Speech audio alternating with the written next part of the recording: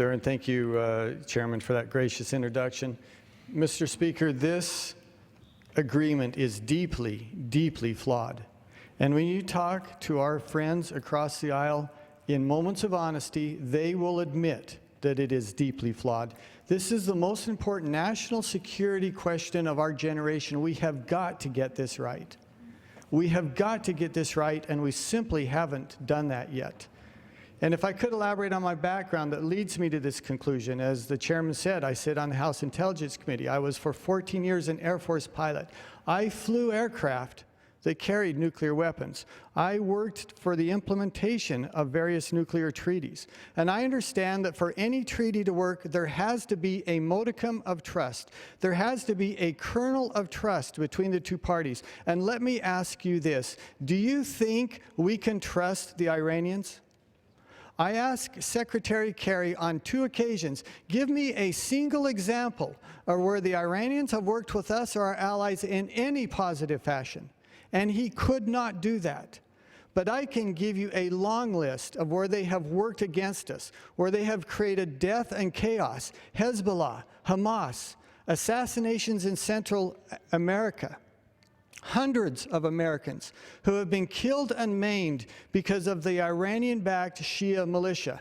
This is what they do, and we are supposed to trust them. And by the way, I believe they're going to cheat because they're cheating even now. In the last few months, they tried to buy prohibited equipment from Germany. They refused to answer questions from the IAEA even now. Which brings me to my second question. Do you think we can trust this president? I would ask you to give me a single example of what you consider a foreign policy success of this administration. Give me a single example. And then let me give you a long list of foreign policy failures, beginning with China claiming much of the South China Sea, with Russia after the reset, going into Crimea, controlling much of eastern Ukraine now, even building now military posts in Syria. We went into Libya, created chaos, and walked away. We snatched defeat from the jaws of victory in Iraq. We're doing the same thing in Yemen, the same thing in Afghanistan. Why should we trust this president?